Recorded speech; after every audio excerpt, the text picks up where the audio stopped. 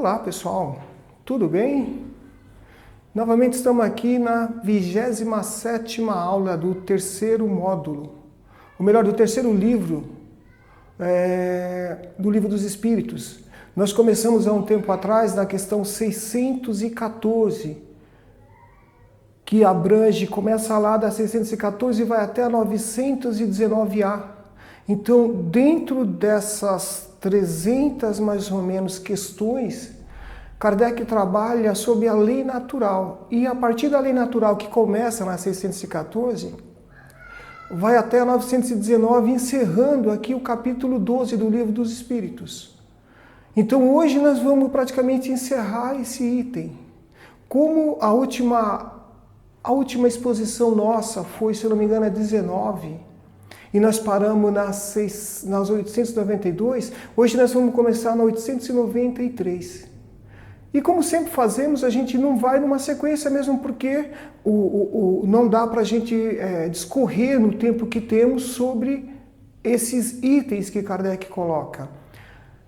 Hoje nós vamos falar sobre perfeição moral, e a perfeição moral estão os vícios, as virtudes, o egoísmo, as paixões e o autoconhecimento, né? O conheça a si mesmo. Então nós vamos, dentro de cada contexto, a gente vai abordar um ou outro tema que a gente entender mais relevante para a gente trabalhar nesse sentido. E como sempre fazemos aqui, a gente não consegue começar nada se não agradecer a Deus, se não agradecer aqueles irmãos que nos trouxeram para o Espiritismo, que faz parte esses irmãos são aqueles que fazem parte da dor, né? Que fazem parte da última parte aqui do Conheça-te a ti mesmo. Então, a pretexto de serem nossos inimigos, na verdade eles são vítimas nossas, e através do que se chama de obsessão, nos trouxeram para cá. E nós aqui agradecemos a oportunidade de conhecer a doutrina espírita a partir deles, e que eles estejam conosco para que a gente possa, na medida do possível, retribuir com o conhecimento do Evangelho esse bem que eles nos fez. Tá? Que os mentores da casa nos ajudem, que Jesus nos ajude e que ilumine nosso pensamento, que a gente possa falar o que a gente estudou no dia de hoje, né? Para colocar aqui no dia de hoje. Então a proposta é sobre perfeição moral. Nós sabemos que nós estamos no mundo de prova e expiações, isso aí é patente, isso aí já é um jargão, todos nós sabemos. Mundo de prova e expiações, só nasce aqui espírito falido, raríssimas exceções. Os espíritos falam que nasce aqui um espírito de segunda ordem, ou eventualmente, sei lá, talvez um de primeira ordem, mas no geral são espíritos que estão aqui para se reajustar com a lei de Deus. São espíritos que faliram. E dentro desse conjunto de espíritos falidos, alguns são médios. E alguns têm ainda, entre aspas, aqui o privilégio de conhecer a doutrina espírita. E como nós estamos no mundo de provas e expiações, como eu disse, a característica do mundo de provas e expiações, segundo os espíritos, segundo a escala dos espíritos, é um mundo onde o mal predomina, a matéria se sobrepõe ao bem. É evidente que nós, como espíritos falidos que somos, não poderia ser diferente. O que nós trouxemos de vidas passadas, de nossas reencarnações passadas, de vícios que nós tivemos lá. São exatamente esses desajustes, né, que aparecem aqui para nós em forma de vícios, né, em forma de paixões, em forma de egoísmo. E a primeira questão que nós falamos hoje aqui é a questão 893 do Livro dos Espíritos, que eles falam sobre o vício. E a pergunta que é feita é o seguinte: qual que é o maior vício, ou melhor, qual seria, no caso, a maior virtude que nós podemos ter? Como a gente já vem estudando isso lá de trás, e nós já batemos o tempo todo sobre a virtude, o maior vício é a virtude desinteressada. É isso que os Espíritos falam, está na questão 893. Falar, segundo os estudiosos, da caridade desinteressada seria uma redundância, né? Seria um pleonasmo. Por quê? Porque a caridade em si, ela só é caridade se ela for desinteressada. Se a gente fizer a caridade sem se dar conta que a caridade está sendo feita, sem contabilizar números, sem verificar quantos bens nós fizemos, qualquer bem que nós façamos diferente dessa definição de Kardec, não seria caridade, seria qualquer outra benefício, seria um tipo de benevolência, mas não seria propriamente caridade. E a caridade que eles falam que seria uma caridade desinteressada. Então, essa caridade, para chegar aqui na perfeição moral, que é o título de hoje, né, que é o título dessa conversa nossa de hoje, que é o último item da lei natural, para chegar aqui, Kardec não colocou por acaso, como sempre ele fala, né, que não é nada por acaso. Ele vem colocando todas as outras leis morais, desde a lei natural, a lei de conservação, e lá na 614, os espíritos, Kardec pergunta, né, porque o homem sofre, ele fala, só sofre quando se afasta da lei de Deus. Só sofre porque se afasta da lei de Deus. E aqui, por isso, é exatamente que nós estamos aqui, porque nós sofremos, porque nós não cumprimos as normas, nós não cumprimos as leis. A gente faz um planejamento reencarnatório com base em débitos que a gente contraiu ao longo de várias e várias existências, e a gente vem para esse mundo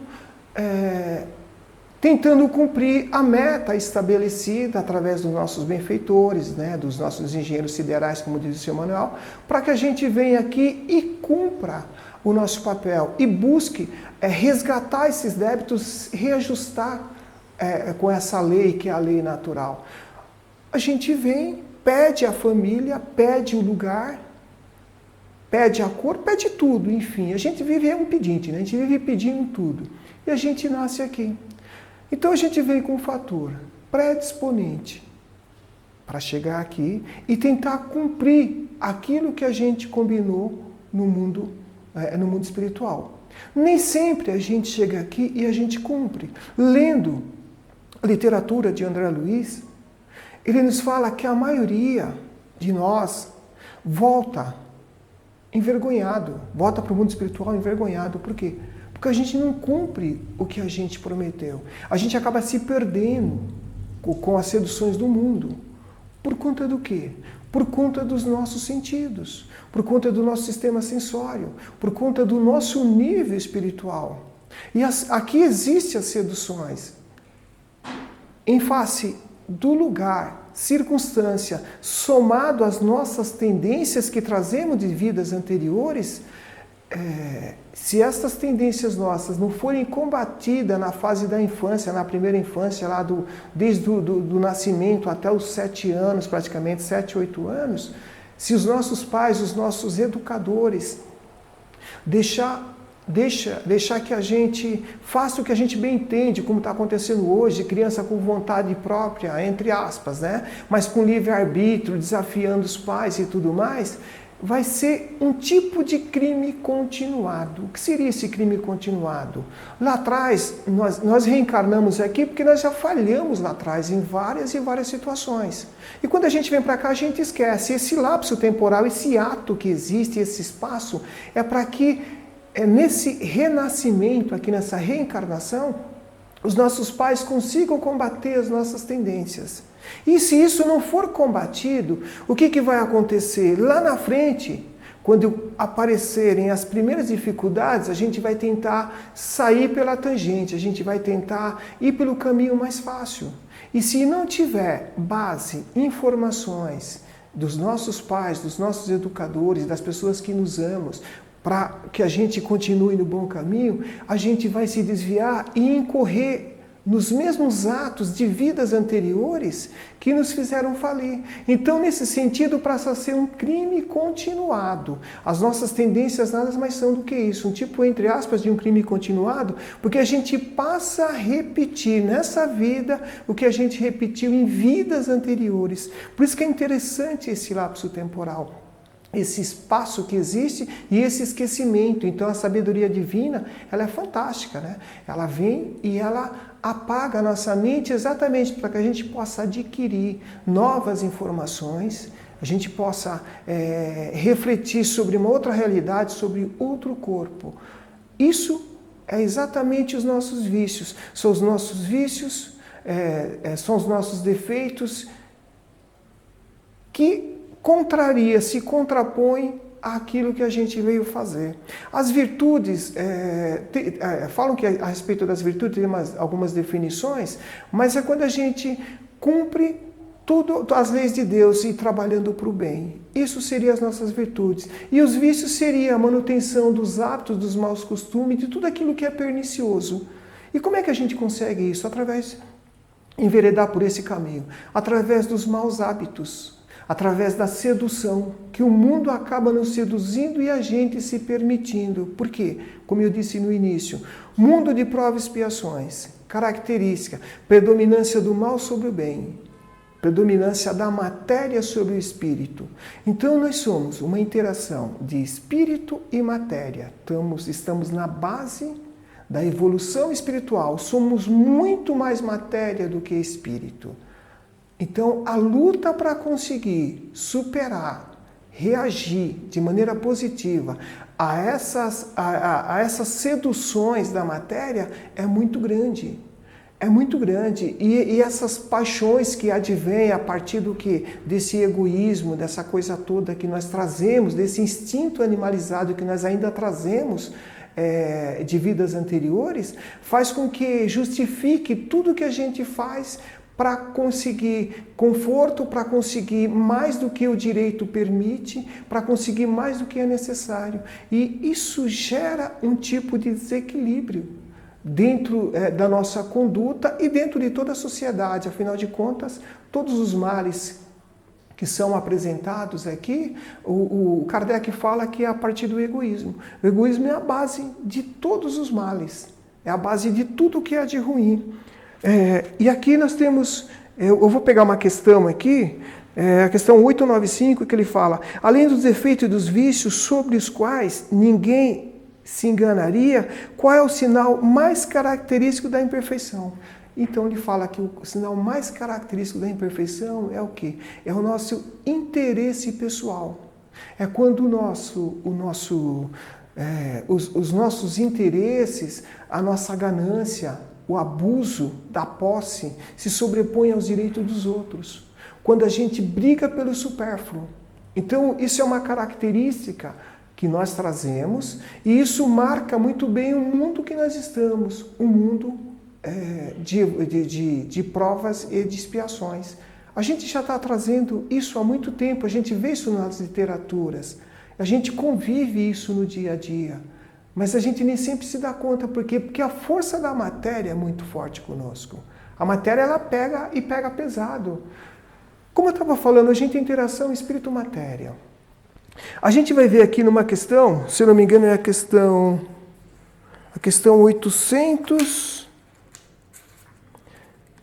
A questão 898, que ele fala: visto que a vida corporal não é senão uma estada temporária nesse mundo, e que nosso futuro deve ser a principal preocupação, é útil esforçar-se por adquirir conhecimentos científicos que não tocam senão nas coisas e as necessidades materiais. Quer dizer, é justo. Olha só o que ele fala da nossa vida corporal.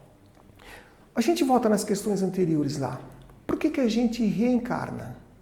A gente reencarna para evoluir. A gente reencarna para a gente crescer. O progresso, todos nós estamos fadados ao progresso.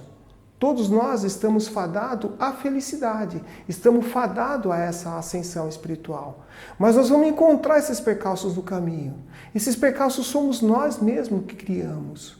Todo esse percalço nós mesmos criamos a partir do quê? A partir das nossas escolhas. Afinal, nós já somos um princípio inteligente individualizado, nós já somos espíritos, né? Nós já temos sentimento, nós já temos razão, nós já temos o livre-arbítrio, nós fazemos as nossas escolhas. E as nossas escolhas, como a gente está vindo lá de trás, dentro desse instinto de preservação, onde a gente sempre primou nos colocando em primeiro lugar, né, como prioridade tudo para nós. Primeiro nós, segundo nós, terceiro nós. Isso, quando você se defronta numa outra sociedade, ou numa sociedade que está trabalhando para a civilização, existe uma competição. E essa competição, ela geralmente tende a fazer com que a gente esqueça esses princípios nobres, esses princípios, essas leis morais. Por isso que os Espíritos vêm e estão constantemente conosco, estão constantemente nos alertando, estão constantemente trabalhando para que a gente passe a superar esse egoísmo que nós temos. Desde a questão 614 até agora, nós falamos muito em caridade. Mas é difícil a gente praticar a caridade. Exatamente por quê? Por causa da força da matéria. Existe a pressão que a matéria faz, né? A influência da matéria e a pressão que o espírito sofre por causa da matéria. Nós falamos ali, somos interação espírito-matéria. Tá? Por mais que o espírito tenha sentimento e queira se elevar, a pressão da matéria é grande. Nós vimos pesquisadores falando a respeito, eu achei interessante isso, e inclusive é uma questão até que foi pego da Anete Guimarães, que ela fala para ver a influência que a matéria tem sobre o corpo. Qual que é a influência? Por mais que uma pessoa seja virtuosa, ela tenha todas essas virtudes que as leis naturais permitem que nós tenhamos, né, na proporção que esse mundo aqui permite de provas e expiações, por mais que ela tenha todas essas virtudes, seja uma pessoa bondosa, caridosa, humana, tolerante. Então, estamos dando o exemplo da mulher. Quando a mulher entra num estado de final de mês, ela tem uma alteração hormonal que a gente chama de TPM, todo o seu estado psíquico dela altera, todo o seu comportamento mental dela muda. E isso é o quê? Isso é a influência da matéria sobre o espírito. Por mais que ela queira ser calma, por mais que ela queira ser equilibrada, ela começa a agir, às vezes é uma reação explosiva. E essa reação vem de onde? Vem dos seus hormônios, vem da matéria. Com base nisso, a gente percebe o quanto a matéria influencia sobre o espírito. E daí, um sentimento equivocado, mas as paixões, as sensações, as emoções, por conta dessa matéria, o que acontece conosco? A gente acaba exacerbando, a gente acaba indo além. Como eu disse, segundo o lugar, as condições, as circunstâncias e somada às nossas tendências, a gente acaba fazendo coisa que conscientemente, que de maneira calma, nós não faríamos. A gente não faria. Por isso que Kardec colocou aqui as paixões, os vícios, porque nós estamos imersos em tudo isso. Não tem isso, isso é da natureza do planeta. É difícil a gente passar por aqui imune a tudo isso, não tem como. A não ser que fosse um Chico Xavier, um espírito de primeira ordem. Porque aí ele já passou da metade, né, dessa escala evolutiva, ele é muito mais espírito do que matéria. E por conta dessa evolução, ele merece a atenção dos espíritos superiores. E ele acaba percebendo esse envolvimento. Então a vida dele, não que seja mais fácil, mas ele acaba se conduzindo com muito mais habilidade. Com muito mais estrutura, com muito mais capacidade de resgatar tudo isso. Há uns dias atrás, aqui, eu acabei fazendo uma preparação aqui na casa e eu peguei como exemplo uma personagem, né, um espírito do livro Obreiros da Vida Eterna. E é uma personagem chamada Adelaide. A gente vai ver essa personagem está lá, eu vou repetir aqui porque para a gente ter ideia do que é essa matéria, do que é a pressão, do que é esse apego, do que é esse egoísmo, entre aspas, né? Porque o egoísmo é a pior coisa. Mas o egoísmo em si é você se preocupar de maneira exacerbada consigo mesmo. Nesse caso, tem mais a ver com apego, mas a essência é a mesma. A Adelaide é um espírito muito evoluído, que nasceu do Rio de Janeiro. Inclusive, ela criou uma instituição chamada João Batista, e é uma médium, segundo André Luiz fala, tanto é que esse espírito, essa mulher, ela mereceu a atenção que está descrita no capítulo 19 do Obreiros da Vida Eterna, junto com a Zenóbia, com o Jerônimo. Aquele capítulo 19 fala dos 5 espíritos que vão serão resgatados aqui, e um desses espíritos é a Adelaide. O que acontece? Ela é um espírito com todas as propriedades, né? Com todas as virtudes, digamos assim. Ela é também chamada Adelaide Câmara, tal. Então, o que acontece? É uma mulher que é totalmente despojada, desapegada, ela é voltada para o ser humano. Ela veio para cá, para o Rio de Janeiro, isso lá pela década de 20, mais ou menos, aqui, e a mediunidade dela explodiu nessa época porque ela era evangélica, e chegou aqui e explodiu. Ela foi tutelada pelo Bezerra de Menezes, pelo Bittencourt Sampaio, ela conviveu com o Bittencourt Sampaio, então ela foi ajudada por ele e tudo mais. Na condução da sua educação mediúnica. E ela só se sentiu realizada quando ela criou uma instituição que era um tipo de um asilo, ao mesmo tempo que cuidava também de criança. Então ela conseguiu fazer tudo isso. E ela tinha uma mediunidade incrível. Inclusive, por que tem o nome de João Batista? Porque ela dava passividade para Tiago. Tiago, se eu não me engano, é Tiago Bonerge, que é o irmão do João Batista. É irmão do João Evangelista, é irmão dele, então, e ela dava passividade para ele. Então você imagina o nível dessa médium. O que acontece? Quando ela estava desencarnando, ela teve dificuldade de ir embora. Por quê? Porque ela estava apegada a todo a essa instituição que ela trabalhava. Ela estava pegada aos velhos, estava pegada às crianças, ela achava que não podia deixar. Ela foi em desdobramento. A Zenóbia conversou com ela. Bezerra de Menezes veio conversar com ela, pediu para ela abrir mão de tudo isso. E mesmo assim ela continuava apegada. Em contrapartida, as pessoas que auxiliavam, que trabalhavam com ela, também era apegada a ela, e ficava imaginando, se ela for embora, como é que a gente vai tocar tudo isso? Ou seja, a gente se sente apegado. Nós não estamos falando de um espírito comum. E aqui nós estamos no item do egoísmo, mas não é exatamente um egoísmo, porque ela é uma pessoa, muito pelo contrário, ela é uma pessoa altruísta, ela está pensando no outro. Mas o fato de pensar do outro não a torna uma presa menor, né? Ela fica presa àquela matéria, ela fica vinculada, ela fica imantada ali. E esse capítulo 19 do Obreiros da Vida Eterna vem dizer exatamente isso.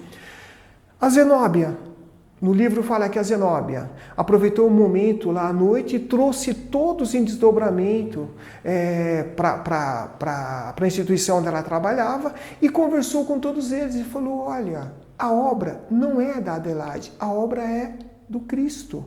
Ela foi um instrumento usado para ela se aperfeiçoar dentro dessa capacidade, dessa possibilidade de auxiliar esse povo. Ela indo embora, outros virão com a mesma necessidade de educar o seu sentimento, as suas emoções. A obra vai existir exatamente para consertar essas pessoas, consertar o emocional de cada um. Aí o que acontece? Depois dessa lição, né, dessa aula assim, bem tranquila, no livro a gente vê que ela foi bem enérgica, todo mundo volta para o corpo e no dia seguinte a Adelaide ela desencarna. E, curiosamente, antes de desencarnar, ela pede para o Jerônimo, que foi o espírito que veio para levá-la, para ajudar na desamarra, né, do corpo e do espírito, ela pede para ela mesma se desvincular da matéria. Ela pede, então olha o nível desse espírito. E é algo para a gente estudar lá na frente. Porque se ela pede para soltar dessas amarras do corpo, a gente poderia entender que é suicídio, né? Mas eu cheguei a pensar isso, mas não tem nada a ver com suicídio. Mas é ela que se desligou porque chegou o tempo. Então o Jerônimo permitiu que ela fizesse isso. Só na parte de romper o que os espíritos chamam de cordão de prata, que é aquele cordão de energia, né? Aquele feixe de energia, ali ele foi e rompeu. E aí ela foi embora. E é tão equilibrada que ela mesma fez uma prece, agradecendo o corpo, agradecendo o planeta que ela esteve. E segundo o livro, ela foi para um plano superior.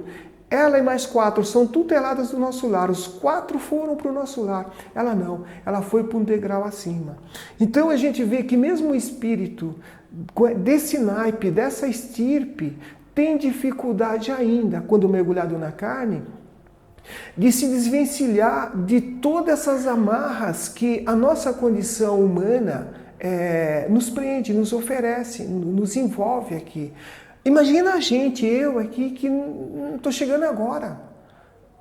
Imagina a dificuldade que é. Portanto, a gente não deve perder essas oportunidades de estudar, de trabalhar, de fugir das paixões, de procurar adquirir essas virtudes, que ao mesmo tempo que essas virtudes, segundo a literatura espírita, você tem as expiações e você tem as provações. Então, as expiações começam lá em cima. Por quê? Porque as expiações são as consequências dos nossos maus atos que nós executamos quando eles estavam na carne aqui. Então a gente começa a resgatar esses débitos. E quando a gente volta para cá, as vicissitudes, as tormentas e tudo mais, é uma maneira da gente expiar aqui na matéria e também como provações para adquirir virtudes. Então, as provações adquirem virtudes, que são algo para o futuro, e as expiações são resgates do passado. Mas, pela natureza do planeta, todos nós estamos imersos dentro desse mar, né? Esse mar de ondas, como diz, se eu não me engano, o André Luiz, que a gente está imerso no meio de tudo isso. E lá atrás, aqui já chegando no finalzinho da nossa proposta aqui, a gente, na pergunta que Kardec fala para os espíritos, como é que a gente pode se conhecer? Como é que a gente pode ter esse autoconhecimento? Como é que a gente pode se melhorar? E aí ele se reporta a Santo Agostinho, né? Santo Agostinho que tem a incumbência de falar a respeito disso, e Santo Agostinho fala, olha, um sábio da antiguidade falou, conheça-te a ti mesmo, ou seja, o autoconhecimento. E o exemplo que o Santo Agostinho dá para nós, que a gente já leu isso várias vezes, mas é algo assim bastante inteligente. Ele fala que quando ele estava encarnado, o que ele fazia? Ele simplesmente, quando ele ia dormir, ele passava o que ele chama de passar em revista, ou seja, ele analisava o que ele fez o dia a dia. Ele analisava o que ele fez o dia inteiro. Ele observava, ele viu se ele não ficou em débito, se ele se indispôs com alguém, se ele prejudicou alguém, o que ele poderia ter feito melhor e não fez, obviamente para fazer no dia seguinte. E se ele fosse resgatado, se ele desencarnasse naquele momento, se ele teria vergonha no mundo espiritual do que ele havia feito. Então, esse foi um método que ele encontrou para ver o que ele pode melhorar a cada dia. Então, é um policiamento constante, é um autoaperfeiçoamento, é a dita reforma íntima. Então, o tempo todo você está se vigiando, se policiando. Essa ideia, essa proposta, esse exemplo apresentado por Santo Agostinho é um exemplo muito bonito.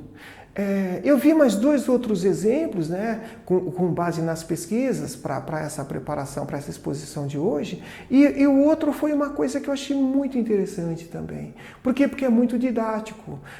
O pesquisador falou a respeito da nossa família. Nós, mundo de provas e expiações, falando de novo, nascemos dentre os nossos credores, né, que começa com a nossa família, nosso pai, mãe e irmãos, e o nosso entorno, o nosso vizinho, toda a nossa sociedade são espíritos. É uma condição criada, né, uma condição preparada para a nossa evolução, por mais rude que seja tudo isso. Mas a preparação, segundo os espíritos, é exatamente para a nossa evolução, para aquilo que nós precisamos para evoluir. E ele dá um exemplo muito interessante. Ele fala assim, quando a gente está dentro da nossa família, a nossa maneira da gente se reportar, se conduzir ao nosso irmão, pai, mãe, mulher, marido, filho, filha, é algo assim meio rude. Não chega a ser exatamente agressivo, mas a gente é meio rude. A gente não tem bons modos, boas maneiras. Tá, senta, levanta. Mais ou menos assim que ele fala. Quer que foi? Não foi, tá, é isso. Ao passo que, segundo ele, quando a gente tem contato com pessoas externas, pessoas que a gente nunca viu, a gente tem todo um comportamento treinado, a gente tem toda uma gentileza. E essa gentileza, ele passa a refletir, ele dá até um exemplo de uma loja. Ele fala, se você estiver fechando, se você for dono de uma loja e estiver no sábado, já 2 horas da tarde fechando, e chegar alguém que você nunca viu, e a pessoa pergunta se você está fechando, você vai falar que não, que você é gentil, você é muito gentil. Você fala, não, está à disposição, pode entrar, vamos observar, vamos ver. E ao término dessa consulta, a pessoa fala, eu estou insegura para fazer uma escolha, eu volto semana que vem. A pessoa vai falar, não. Fica à vontade, tá meu cartão, eu vou de segunda-feira aqui, eu estou aqui para te atender. Então a gente é super gentil. A gente é isso? Ele fala que não. E aí ele dá outro exemplo. Nesse mesmo sábado, 2 horas da tarde, ou no outro, chega um vizinho nosso, pessoas íntimas, pessoas amigas. Está fechando? Tô, volta segunda-feira. E ele faz a seguinte questão: por que nós tratamos mal as pessoas que convivem conosco? Por que nós somos hostis para com ela? Por que dentro desse contexto, desse convívio familiar e com nossos amigos, a gente é hostil? Ele dá até um exemplo que é muito explicativo. Ele fala que se a gente estiver andando e alguém fala, a gente passa por uma pessoa e a pessoa não viu a gente, e a pessoa fala, ei, psiu, olha, a gente olha e fala, o que foi? Dormiu comigo? O que faz supor? Quem dorme com a outra pessoa é muito íntimo. Como é muito íntimo, a gente trata de qualquer jeito. A gente não tem carinho, não tem afeto. Ou seja, a gente só tem afeto com estranho. A gente só tem carinho com estranho. Mas por que isso acontece? Porque a gente tem um comportamento treinado. E ele fala que todo esse comportamento treinado não mostra quem a gente é. O nosso reflexo, o nosso hábito, o nosso reflexo mostra exatamente o que nós somos. Portanto, se nós somos hostis, se nós somos agressivos, nós estamos praticando isso direto. Nós estamos o tempo todo praticando aquilo que queremos ser. Os espíritos superiores, os espíritos evoluídos, eles são bons, mas o reflexo dele é bom. Ele é sempre bom. Ele é sempre caridoso. Por quê? Porque ele está condicionado a essa caridade. Porque ele é aquilo, mesmo que ele é feito de surpresa, se ele é pego sem pensar e tudo mais, ele age com bondade. Por isso que Jesus disse, olha, quando a gente receber um tapa no rosto, dê a outra face. Por quê? Porque a outra face, a gente já está condicionado a ser bom, a perdoar. Então, o fato da gente estar convivendo com a família é exatamente para isso, para a gente aprender a se condicionar no bem. Dizem que aquela pessoa que está de cara fechada o tempo todo, ela está praticando exatamente isso, ser ruim, ser rude. Esse hábito que a gente tem, esse vício, essa coisa perversa, é exatamente o que nós temos que mudar. Esse reflexo condicionado, de acordo com a nossa reação, mostra o reflexo condicionado que nós temos. Então, o que acontece? Se a gente não se conheceu pela autoanálise, que é o caso do Santo Agostinho, não se reconhece também pelo convívio, e o objetivo do convívio é a gente se reconhecer pelas nossas reações, a gente sabe quem a gente é. Toda vez que você age sem pensar, você se mostra quem você é.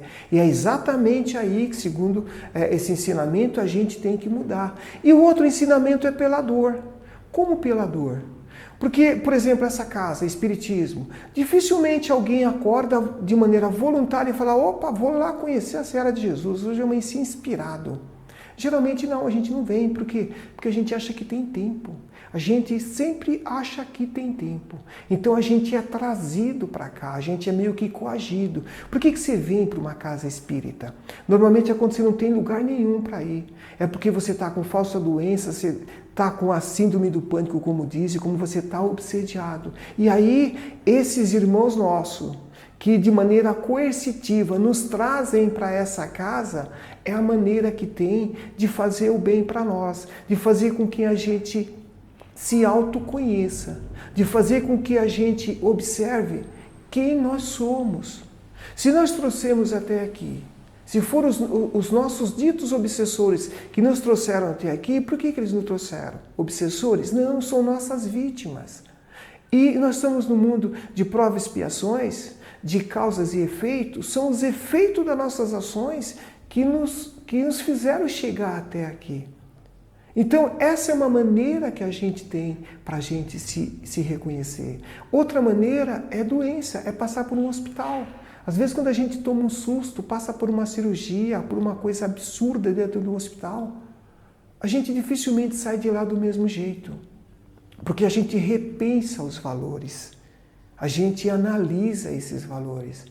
E aí sim, são essas três maneiras que os pesquisadores, né, que eu tive acesso, que os pesquisadores apresentaram como maneira da gente se autoconhecer, de a gente ver exatamente quem nós somos, da gente se policiar, se observar. E a maior escola de tudo isso é exatamente a nossa família. Seja pai, mãe, filho, esposa, marido, quem quer que seja. É exatamente esse convívio, essa intimidade que nós temos faz parecer que nós somos donos da pessoa. E a gente meio que destrata ela. Quando é estranho, a gente trata super bem, a gente tenta mostrar o melhor, né? Os nossos bons modos ali que mascaram a nossa verdade. Eu estou falando por mim. É difícil achar que uma pessoa que vem me cumprimentar, ou vem conversar com um sorriso e tudo mais, você ser hostil com ela. A gente não conhece a pessoa, mas a gente tenta mostrar o melhor, seduzir aquela pessoa, ser educado. Mas a gente é isso no dia a dia? Não. Porque o nosso convívio acaba apagando isso. O nosso convívio com essas pessoas que nós deveríamos tratar melhor, porque é essas pessoas que nos fazem, que nos dá a oportunidade desse autoconhecimento nosso. Essas pessoas não são nossas. Né? Como diz o Khalil Gibran, os nossos filhos vêm através de nós, mas não de nós, vivem conosco, mas não nos pertencem. Então ele vem para a gente se melhorar, para a gente se educar, para a gente se humanizar. Então, gente, é lógico que tudo isso que eu estou falando aqui, é o último item aqui do Conheça a Si Mesmo, a questão 919, é para a gente refletir um pouco sobre todo da questão 614 até a 919, seguramente aí são 19A, são 306 questões que nós estudamos todo esse tempo. Claro que foi só uma pincelada, um direcionamento, tá? Do que é, desde lá de trás, da imperfeição moral, do porquê que nós sofremos. E nós sofremos não é porque eu matei aquele, ele vai ter que me matar, não. Nós sofremos porque nós somos imperfeitos. Só que é curioso, você pega a questão número 1, é uma coisa para a gente refletir. A questão número 1, que é Deus?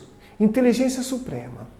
Se ele é suprema, porque existe uma escala, existe algo abaixo dele. Aí você vai na questão 76 do Livro dos Espíritos. O que são os espíritos? É a inteligência, né? Seres inteligentes do universo. Então é uma inteligência. É o quê? Você tem resquício, você tem algo dessa inteligência suprema. Você não é a inteligência, você é um ser inteligente, né?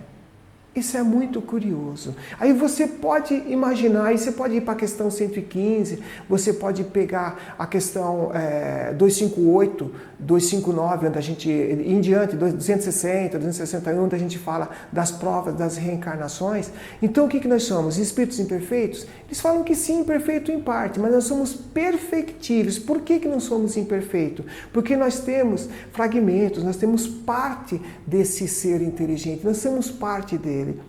Nós estamos fadados a essa evolução. Nós somos perfectíveis. Então, eu achei essa pesquisa e essas informações, eu achei muito interessante, tá?